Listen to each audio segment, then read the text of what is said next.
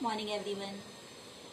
आज मैं आपके समक्ष काल तथा पक्ष चैप्टर लेकर आई हूँ। ये आपका PT2 का चैप्टर है। PT2 का सिलेबस में इंक्लूड है ये चैप्टर। तो मैं चाहती हूँ कि एक या दो चैप्टर्स में आपके PT2 के भी कंप्लीट करा दूँ, क्योंकि ऑलरेडी मैंने हाफ ईयरली का बहुत रिवीजन करा दिया है। कुछ आपके लिए भी चेंज हो जाएगा, आपको भी कुछ नया सीखने को मिलेगा और आप थोड़ा सा इस पर ध्यान भी देंगे। नई चीज़ें जब सीखने को मिलती हैं हमें तो बार बार उसे पढ़ने का मन करता है। बाकी तो मैं आपको समास, शब्द भेद, क्रिया ये सब बहुत बार समझा चुकी हूँ। तो मैं आपको आज पढ़ाऊंगी काल। तो पहले तो ये है कि काल किसे कहते हैं। तो बच्चों, काल जो होता है अक्सर क्या होता है, लोग काल और समय दोनों को एक मान लेते हैं, पर ये दोनों एक नहीं होते हैं। समय का व्याकरणिक रूप ही काल है और समय को जो है वर्तमान, भूत तथा भविष्य तीन भागों में बांटा गया है। उसी आधार पर काल को भी तीन भागों में बांट लिया गया है। वो तीन भाग कौन कौन से हैं? वर्तमान काल, भूतकाल और भविष्यत काल। तो काल होता क्या है? जिन शब्दों से हमें क्रिया के होने के समय की सूचना मिलती है कि क्रिया किस समय घटित हुई, उसे हम काल कहते हैं। और काल के तीन भेद होते हैं: वर्तमान काल, भूतकाल और भविष्यत काल। पहले देखते हैं वर्तमान काल। जिस समय कोई क्रिया घटित होती है वह समय व्याकरण में वर्तमान काल कहा जाता है। यह क्रिया बार बार हो सकती है या फिर लगातार।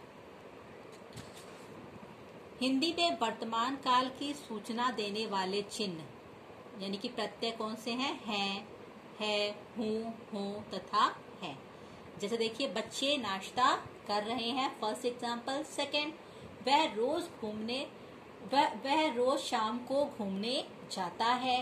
देख रहे हैं आप, है, ता, है। तुम कहाँ रहते हो? मैं कल कोलकाता जा रहा हूँ। मेरी बहन आंखों की डॉक्टर है। तो जहाँ पर है, हूँ, हो तथा है जिन सेंटेंस में, वहाँ पर वर्तमान काल होता है। इसके बाद से भूतकाल। बीते हुए समय में किसी कार्य के होने का पता जिन क्रिया रूपों में से लगता है वे भूतकाल की सूचना देने वाले चिन्ह कहलाते हैं तथा वह क्रिया भूतकाल में कही जाती है। और इसके जो चिन्ह होते हैं वो था, थे, थी अथवा आ, ए, ई है। जैसे वे कल घर पहुंच गए थे, वह गाना गा रही थी, वह रोज फिल्म देखता था, आप कब आए, गाड़ी चली गई।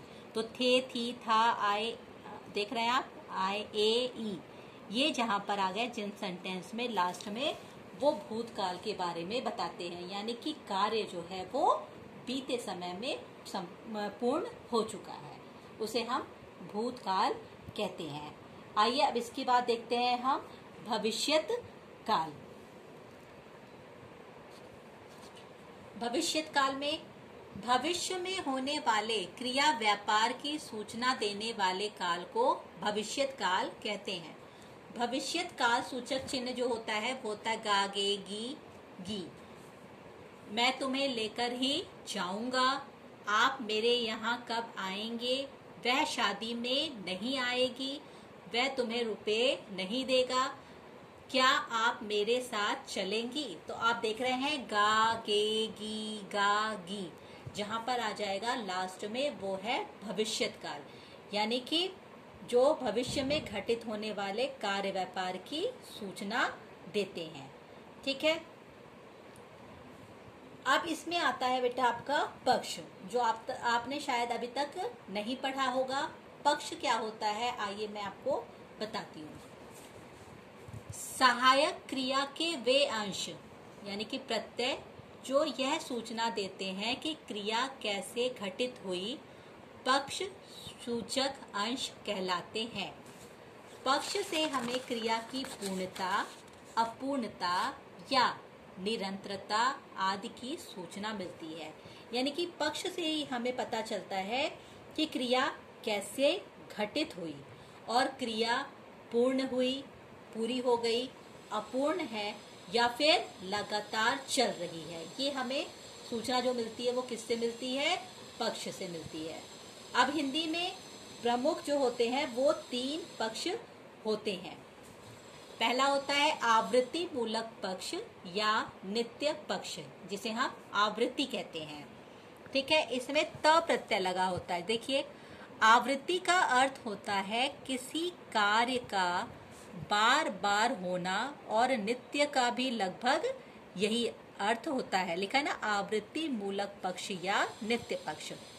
तो आवृत्ति और नित्य का लगभग यही अर्थ होता है, किसी कार्य का बार बार होना। वह कार्य बार बार या रोजाना होता हो। सहायक क्रिया का वह अंश जो क्रिया के बार बार होने या नित्य होने की सूचना देता है, आवृत्ति मूलक पक्ष का अंश कहा जाता है। हिंदी में आवृत्ति मूलक पक्ष का सूचक चिन्ह जो है, यानी कि प्रत्यय क्या है? त। ध्यान देना, त के नीचे हलंत लगा हुआ है। जैसे मैं पढ़ाता हूँ, वाक्य का अर्थ यह नहीं है कि मैं एक बार पढ़ाकर रुक जाता हूँ, बल्कि इसका अर्थ यह है कि पढ़ाने का कार्य मैं नित्य या बार बार करता हूँ। ध्यान दीजिएगा, मैं पढ़ाता हूँ, तो आप इसको पता चल रहा है कि इसका मतलब ये नहीं हुआ कि एक ही बार पढ़ाकर रुक जाता हूँ, या फिर इस कार्य को मैंने एक ही बार किया, बल्कि इसका अर्थ तो यह हुआ कि मैं पढ़ाने का कार्य रोज करता हूँ। वह गीत गाता है, ऐसे उदाहरण है, माताजी भोजन बनाती हैं, यानी कि वो एक ही बार नहीं बनाती, वो कार्य जो है वो रोज करती हैं या बार बार करती हैं। सूरज पश्चिम में डूबता है, एक ही दिन तो नहीं डूबता है, वो हमेशा रोज डूबता है, बार बार डूबता है। हम फिल्म देखते हैं, तो जहां पर ता आगे देखो, आप ध्यान देना, ता, गाता, बनाती, डूबता, देखते, तो ये हो गया आपका आवृत्ति मूलक पक्ष या नित्य पक्ष। और इसमें जो लास्ट में लगता है प्रत्यय, वो क्या होगा? त के नीचे हलंत। देखिए, ये त है, त के नीचे हलंत लगा हुआ है। यह सभी वाक्य वर्तमान काल आवृत्ति मूलक पक्ष के हैं। ये सारे वर्तमान काल आवृत्ति मूलक पक्ष हैं। ठीक है, वर्तमान काल में ये सारे कार्य हो रहे हैं। उसके बाद से आगे देखते हैं क्या है। फिर अभी आपने वर्तमान काल आवृत्ति मूलक पक्ष के उदाहरण देखे। अब इसी तरह से जो है वो भूतकाल आवृत्ति मूलक पक्ष के भी उदाहरण मैं आपको दिखाती हूँ कि हम फिल्म देखते थे, वह शाम को टहलने जाता था, यानी कि एक बार ही वो नई फिल्म देखता था और एक बार ही वो नहीं टहलने जाता था, वो ये कार्य बार बार करता था। तो ये हो गया आपका आवृत्ति मूलक भूतकाल आवृत्ति मूलक पक्ष। ठीक है, इसके बाद है सातत्य बोधक पक्ष। सातत्य शब्द जो है वो सतत शब्द से बना है, जिसका अर्थ होता है लगातार या निरंतर। अतः सातत्य बोधक पक्ष के वाक्यों में क्रिया के लगातार या निरंतर होने की सूचना मिलती है। हिंदी में निरंतरता को बताने के लिए क्रिया पदबंध में रह प्रत्यय लगा होता है। इसमें क्या था आपका? आवृत्ति मूलक में कौन सा प्रत्यय लगा हुआ था? त लगा था, त के नीचे हलंत। और सात्यता बोधक जो पक्ष होता है, इसमें वाक्य में रह प्रत्यय लगा होता है। जैसे कि इसमें जो है रह प्रत्यय, जैसे कि आप देखो कि बच्चे नहा रहे हैं, वाक्य में रह से यह अर्थ निकल रहा है कि नहाने की क्रिया लगातार चल रही है। यह पक्ष भी वर्तमान काल तथा भूतकाल दोनों में हो सकता है। वर्तमान काल में क्या? जैसे घोड़ा दौड़ रहा है और घोड़ा दौड़ रहा था, भूतकाल का है ये वर्तमान काल के एग्जाम्पल और ये भूतकाल के एग्जाम्पल है। लड़कियां नृत्य कर रही हैं और लड़कियां नृत्य कर रही थी, वे ताली बजा रहे हैं। जहां पर रह प्रत्यय आ गया वो आपका सातत्य बोधक पक्ष होगा। ठीक है, वे ताली बजा रहे थे, हम लोग चाय पी रहे हैं, रह देख लो, सब में रह आ रहा है, यानी कि ये सातत्य बोधक पक्ष है। ठीक है, इसके बाद थर्ड होता है पूर्ण पक्ष, जहां कार्य पूरा हो जाता है। पूर्ण का अर्थ ही होता है पूरा। तो पूर्ण का अर्थ पूरा होता है। तो जिन वाक्यों की क्रिया से यह पता चले कि कार्य पूरा हो गया है वे वाक्य पूर्ण पक्ष के होते हैं। ठीक है, यह भी वर्तमान तथा भूतकाल दोनों में हो सकता है। हम बाजार हो आए हैं, हम बाजार हो आए थे, यानी कि हैं, यानी कि कार्य हम पूरा कर आए हैं। थे चला गया आपका भूतकाल में। मैंने काम कर लिया है, मैंने काम कर लिया था। प्रेमचंद ने बहुत से उपन्यास लिखे हैं, प्रेमचंद ने बहुत से उपन्यास लिखे थे। तो ये हो गया आपका पक्ष। पक्ष जो है हिंदी में पहले तो ये देख लीजिए आपकी काल जो होते कितने होते हैं, 3 होते हैं, भूतकाल, भविष्यकाल और वर्तमान काल। और जो पक्ष होते हैं वो भी 3 होते हैं, आवृत्ति मूलक पक्ष या नित्य पक्ष बोल लीजिए, जिसमें त प्रत्यय लगा होता है। दूसरा होता है सात्यत्य बोधक पक्ष, जिसमें रह प्रत्यय लगा होता है। और तीसरा होता है पूर्ण पक्ष, जिसमें कोई भी प्रत्यय नहीं होता है, शून्य प्रत्यय मान लो आप उसे, प्रत्यय जो होता है उसका शून्य होता है, यानी कोई प्रत्यय उसमें नहीं होता है। तो पहली बार आप पक्ष पढ़ रहे हैं, इसलिए थोड़ा सा आपको थोड़ी सी परेशानी होगी आपको इसको समझने में। लेकिन एक बार मेरी इस वीडियो को देखने के बाद से अपनी बुक खोलकर आप जरूर देखेंगे, तभी आपको समझ में आएगा। फिलहाल ये आपका PT2 का सिलेबस है, इसलिए अभी तो मैं इसे बहुत बार रिवाइज करवाऊंगी, तो टेंशन लेने की जरूरत नहीं है। जितना समझ में आया समझिए, अदरवाइज जब भी आपकी जूम की क्लास होगी मैं आपको इस चैप्टर को फिर से समझा दूंगी, ठीक है ना।